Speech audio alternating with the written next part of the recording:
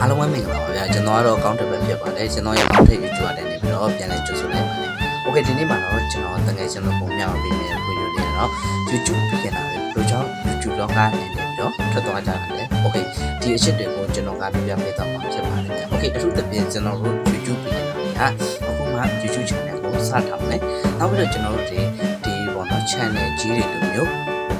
view တက်ချင်တယ် subscriber တက်ချင်တယ် okay ဒါပေမဲ့ကျွန်တော်တို့အတွက်လုံးဝကိုအဆင်မပြေဘူးဟုတ်ဗျာ okay ဒါကြောင့်မို့ကျွန်တော်ဒီနေ့မှာ YouTube ပြင်လာတယ် YouTube လောကကနေပြီးတော့ထောက်ခါသွားတဲ့အချက်၃ချက်ကိုကျွန်တော်ကလာပြီးတော့မြောက်ပြီးတော့ဖြစ်ပါတယ် okay စိတ်ဝင်စားတယ်ဆိုရင်ဒီဗီဒီယိုလေးကိုအဆုံးထိကြည့်ပြီးပြောပြစီဗျာပထမဆုံးအနေနဲ့ကျွန်တော်ရဲ့ YouTube channel လေးကို subscribe လေးလုပ်ခဲ့ပြီးပြောပြစီဗျာကျွန်တော်ရဲ့ YouTube channel ကိုလို့ရှိရင် YouTube အကြောင်းနဲ့ပတ်သက်ပြီးတော့နောက်ပြီးတော့ social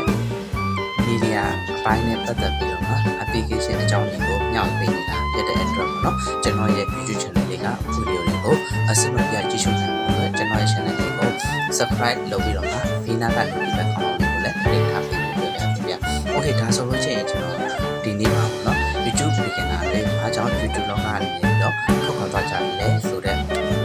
အချက်၃ချက်ကိုသွားလိုက်ကြရအောင်ဗျ။ Let's go Okay ပထမဆုံးတစ်ချက်ကတော့ YouTube beginner လေးပေါ့နော် YouTube လောကအနေနဲ့ပြီးတော့ထောက်ခံရတဲ့အဓိကအချက်ကတော့ကျွန်တော်တို့တွေ subscriber မရတဲ့အတွက်ကြောင့်ဖြစ်ပါတယ်ဗျ။ Okay ဘယ်လိုကြောင့် subscriber မရတာလဲပေါ့နော်။ဘာကြောင့် subscriber ကဒီလိုမျိုးမြန်မတက်ထားလဲ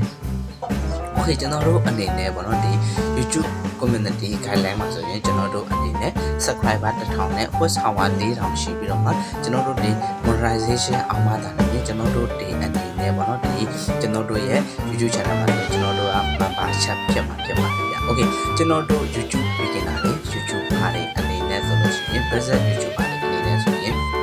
ဘောနော် YouTube မှာ YouTube ကမှာဆိုလို့ရှိရင်ဗီဒီယိုတင်တဲ့အခါချလို့ရှိရင်နော်ကျွန်တော်တို့အနေနဲ့ view နဲ့ subscriber ကတဟုန်တို့မတက်ပါဘူးဗျာ okay ကျွန်တော်ဒီဗီဒီယိုလေးကိုလုပ်နေတဲ့အချိန်မှာပဲကျွန်တော်ရဲ့ YouTube channel မှာဆိုရင် subscriber 30တအုပ်ပဲရှိပါတယ်ဗျာ okay ဘောနော်ကျွန်တော်ကိုယ်တိုင်လည်းဆရာကြီးမဟုတ်ပါဘူးဘာကြောင့်လဲဆိုတော့ကျွန်တော်ကိုယ်တိုင်ကဘောနော်ဒီငယ်ချင်းတို့ကို YouTube ပြင်နေတာလေကျွန်တော်လိုမျိုးပေါ့နော်ဟို YouTube မှာ YouTube beginner တွေကိုစူးစမ်းပြီးတော့မှစိတ်မပြေဘူးလို့ကျွန်တော်ပြောချင်ပါတယ်ဗျာ okay နောက်တစ်ချက်ကဘာလဲဆိုတော့ကျွန်တော်တို့လေ watch hour 4000မပြည့်ခြင်း okay watch hour 4000ကဘာကြောင့်မပြည့်တာလဲ okay ကျွန်တော်တို့အနေနဲ့ watch hour ပြည့်ဖို့ဆိုရင်ကျွန်တော်တို့ရဲ့ဗီဒီယိုကိုအစားအဆုံးထိကြည့်ဖို့လိုပါတယ် okay ကျွန်တော်တို့အနေနဲ့ watch hour 4000ပြည့်ဖို့အတွက်ဆိုရင်ဘာတွေလိုအပ်လဲဆိုတာကိုဒီလိုလုံးဆောင်နေတာကိုကျွန်တော်နောက်ထပ်ဗီဒီယိုပြီးဆုံးမှာရှင်းပြပေးသွားချင်ပါတယ်ဗျာ okay ဒီနေ့မှာတော့ဗောနော်ကျွန်တော်ဒီ YouTube beginner တွေ YouTube လောကနေပြီးတော့ထွက်သွားတဲ့အချက်တွေကိုပဲကျွန်တော်ပြပေးသွားမှာဖြစ်ပါတယ်ဗျာ okay ပထမဆုံးတစ်ချက်ကတော့ကျွန်တော်တို့ဒီ YouTube beginner တွေက YouTube လောကနေပြီးတော့ထွက်သွားတယ်ဆိုလို့ရှိရင်ကျွန်တော်တို့အနေနဲ့ subscriber 1000များကြဘူးဒုတိယတစ်ချက်အနေနဲ့ကတော့ကျွန်တော်တို့ဒီ watch hour 4000ပေါ့နော် okay ဒီအချက်တွေကြောင့်ကျွန်တော်တို့မှာအချိန်တွေအကြာကြီးယူရတယ်ပေါ့နော် okay ဒါပေမဲ့ကျွန်တော်တို့ဒီအချိန်တွေအများကြီးလည်းမပေးနိုင်ဘူးဒါကြောင့်မို့ကျွန်တော်တို့အနေနဲ့အရန်ကြာတယ်လို့ထင်ရပါတယ် okay YouTube beginner တွေအနေနဲ့ဘယ်လိုမျိုးပြီးလဲဆိုရင်ကျွန်တော်တို့ရဲ့ YouTube beginner တွေဆိုရင် YouTube channel ကိုဆိုလို့ရှိရင်တစ်လအတွင်းနဲ့ကျွန်တော်တို့ဒီ subscriber ကို1 million လောက်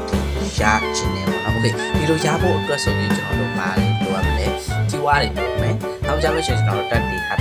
okay ဒီအကြောင်းအရာနဲ့ပတ်သက်ပြီးတော့သိချင်တယ်ဆိုလို့ရှိရင်ကျွန်တော်ရဲ့ description မှာကျွန်တော်ချပေးထားပါမယ်ဗျဒီ description အောက်မှာဝင်ပြီးတော့မှကြည့်ရှုနိုင်ပါတယ်ကျွန်တော်ပေါ့နော်ကျွန်တော်တီးတလောက်ကျွန်တော်လက်လှမ်းမိတလောက်မျှဝေပေးထားပါတယ်ဗျ okay မိတ်ဆွေတငယ်ချင်းတို့လည်းကျွန်တော်လိုမျိုးပေါ့နော်ဒီ subscriber တိုးချင်တယ်ဆိုလို့ရှိရင်ပေါ့နော်ဒီကျွန်တော်အောက်ကပြထားတဲ့ tab တွေ hub တွေကိုအသုံးပြုပေးဖို့ပြောပြစီဗျ okay ကျွန်တော်ဒီနေ့မှာပေါ့နော် YouTube beginner တွေYouTube လောကကနေပြီးတော့ထောက်ခါသွားတဲ့အချက်တွေကိုကျွန်တော်ကလာပြီးတော့မျှဝေပေးသွားတာဖြစ်ပါတယ်ဗျOkay နောက်ထပ်ဗီဒီယိုတွေ episode တွေကိုကြည့်ရှုဖို့အတွက်ပေါ့နော်ကျွန်တော်ရဲ့ဗီဒီယိုလေးကို subscribe လုပ်ပေးဖို့ပြောပြသေးဗျ Okay အားလုံးကိုကျေးဇူးတင်ပါတယ်ကျွန်တော်ကတော့ကောင်းထက်ပဲဖြစ်ပါတယ်ဗျ bye bye